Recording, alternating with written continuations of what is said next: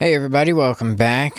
Today we're going to be talking about guitar amp simulators and plugins and the pros and cons of committing to a track with a single guitar plugin. So what I'd like to explain first and foremost is that on our guitar amp right now, we have our amplifier plugin and the Pro EQ and the Fat channel. And currently it sounds like this. But if we take away, we're going to solo a guitar track. We're going to go into the mix bus and remove the amplifier. And this is what it sounds like without the amp. So essentially we have a dry channel that doesn't have any effects on it if we just remove the plugin. We can actually remove the Pro EQ and the Fat channel as well and hear it in its most raw state.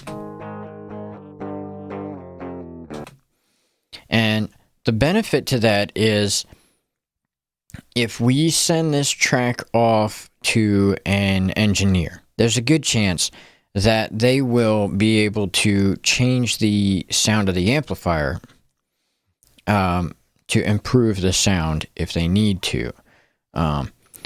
And that's the process that we're going to be doing today is one, we're going to be changing up the amp, and then we're going to be making a decision, and then we're going to be committing that decision and still keeping this dry track here on this left main guitar. So the first thing I would like to do is that we are going to have to go out of the boundaries of the Studio One stock plugins. And we're going to have to download a handful of things. Well, really, you only have to download one. I've downloaded a handful, and these are the ones that I currently use on a regular basis, give or take, which are the BC Free Amp. None of the ones that I'm recommending right now are paid. Everything is free, so you can find them and download them and do the same process that I am. On top of that, we have Igniter Emissary, and that one's also a free one, and it comes with a cab simulator which looks like this and a handful of cabinets to kind of choose from. This will be important for all of, well, 2 out of 3 of the amps that we're downloading.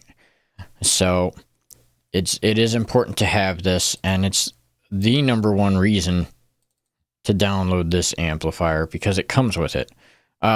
This amp in and of itself is really good, and it comes with a handful of defaults that you can kind of mess with. So a starting point and then adjust from there. And then the last one that we're going to be looking into today is the Ninja amp, which I really do like the sound of this one, and it tends to end up in quite a few of my mixes. So that might be the one. But once we've downloaded them all, the way I do it is I pick one of the tracks, I solo it, and then I phase through them, making a decision which one sounds the best for the track that we're working with. So it would be amplifier first with nothing else on, and we'll hit the play button.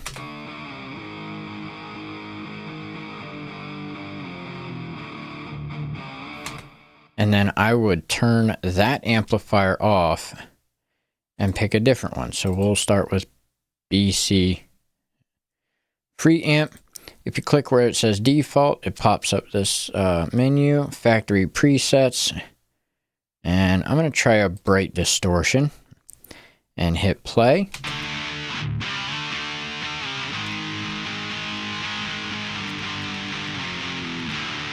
Now, obviously, it's louder, so we are going to have to readjust our mix volumes later on. You can actually turn it down a little bit, too, to match a little better, too.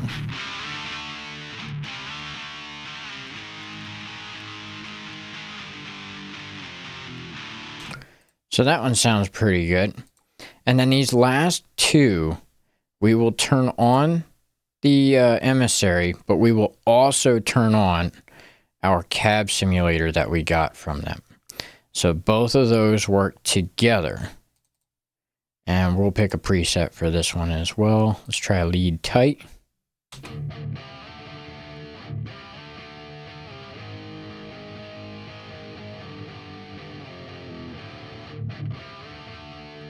That's sounding pretty good to me. And then we will shut off the Ignite and turn on the Ninja, but keep the cab simulator on.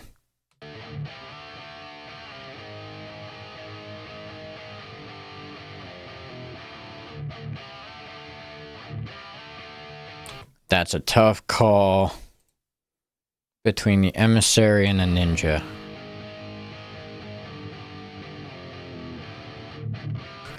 It sounds like the Emissary has a little bit more of a chug to it. So that's the one that I am going to select. So now that we have selected our amplifier, we're going to have to make the second guitar track, the right guitar track, also mimic that. So what I'm going to do is I'm just going to go ahead and remove all of the other amplifiers. And just keep the Ignite Emissary and the cab simulator. And then on this other side, on the guitar track right main, we're going to remove the amplifier. And we're going to add, actually we can just click and drag over and place in. And it keeps all of our settings. And same thing with the cab simulator. And then we will unsolo it and see how it sounds with this new amplifier. I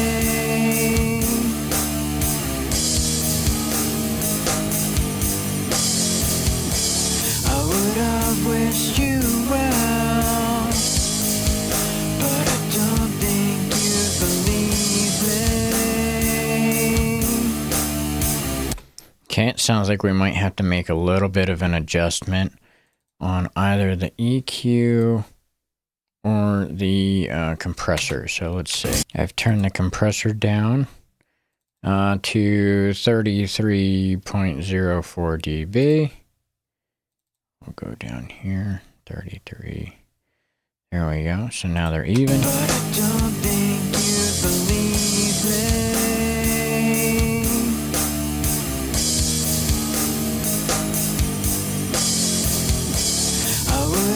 Wish you well, but I don't think you believe me.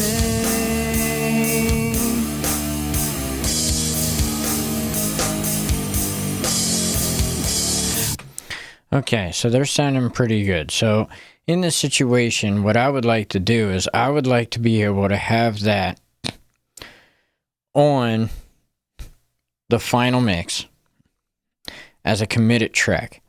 But I also, in the same sense, I don't want to keep the amplifier on for stems purposes.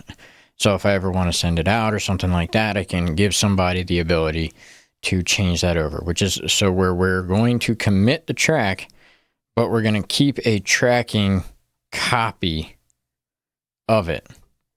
So for the guitar, what we're going to do is, now that we know that we like the sound of it, we're going to right click and mix down selection,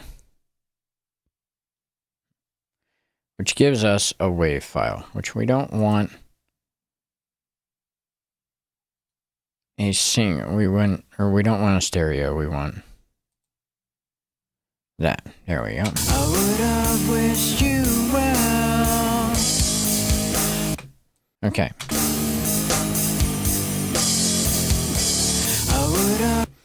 And then we're going to name this one Guitar Left Print.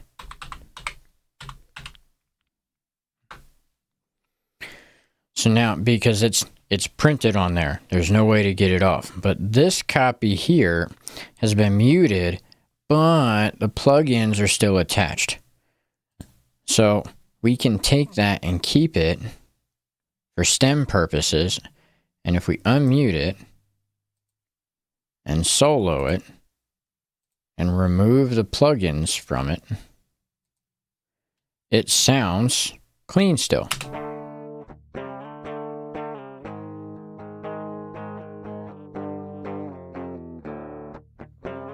So an engineer can work with that a little easier than your printed version.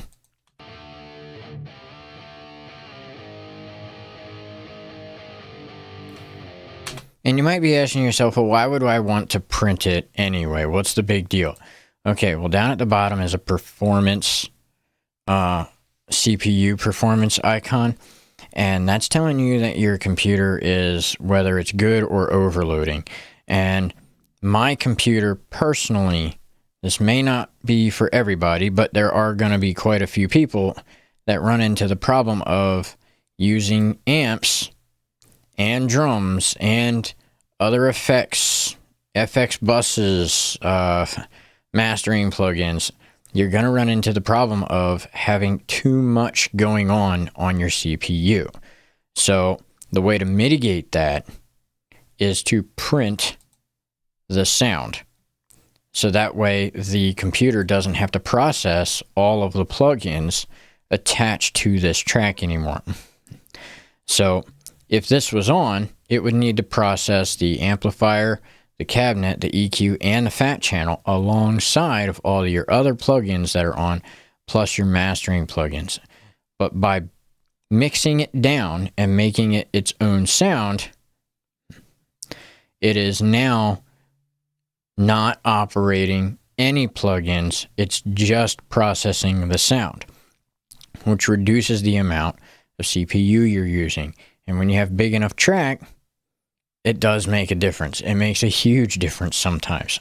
So for my own personal tracks, I tend to bounce them down and commit to a printed version. And then I leave the main alone without any plugins on, so that if I want to send it out, I can send it out to an engineer and it doesn't bother anything. So since this one's printed already, we're going to go ahead and mute this again because it muted during the mixdown process. And then we're going to send it right above the tracking so that it's out of the way. And the only things in our line of stuff here is things that are in the mix.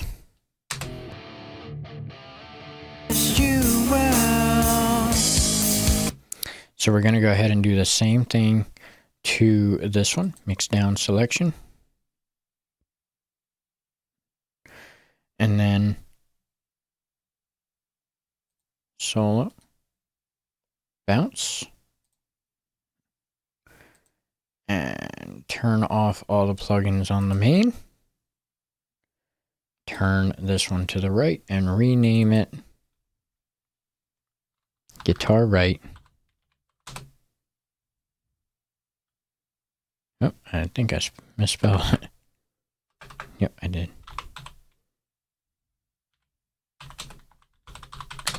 Print. Because you're printing the effects onto the guitar. So that's why we name it that. And let's take a listen. But I don't think you believe me. Definitely sounds quieter. So now we'll take our Guitar Right main and put it up there underneath our tracking stuff so that we keep nice and organized. And this is what you see and hear in your mix.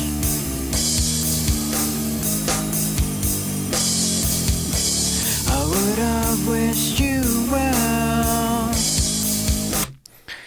Okay, and if we want it to look a little more pretty, we can hike it up here.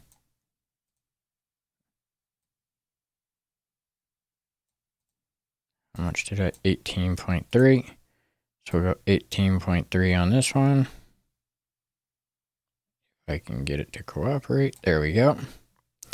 And then we'll turn them down here if we want to. See how it sounds? But I don't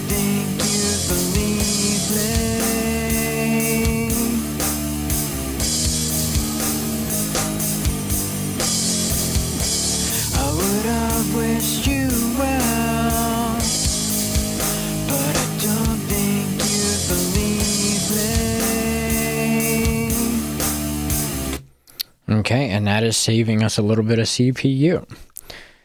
Obviously, you'll be able to go through and adjust your volumes, but if you ever want to send your track to an engineer, you'll have those files still, and you'll be able to send them out without any plugins attached or on, and that will make their job easier and make you look better.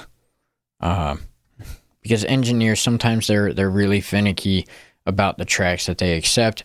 They want to have DI tracks most of the time, and they should be very tight, very in tune, very put together, very practiced. So this is just one little extra step that you can take so that it goes a lot smoother in your mixing step for yourself and the mixing step for your engineer. So that's going to go ahead and end it on this one. Hopefully you found something useful. Oh, always safe. And I will see you next week.